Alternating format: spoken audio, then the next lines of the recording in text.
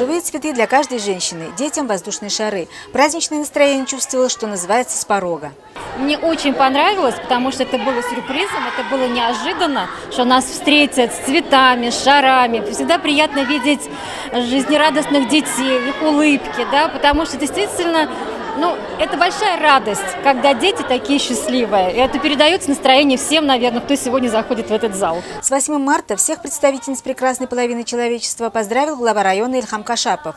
От всей души желаю вам крепкого здоровья, счастья, успехов во всех начинаниях, мира и спокойствия в ваших семьях. Пусть близкие и друзья окружают вас пониманием, вниманием и в будни, и в праздники. Пусть жизнь вас всегда сопровождает любовь и уважение, семейное согласие и благополучие. Байрамлян, с праздником!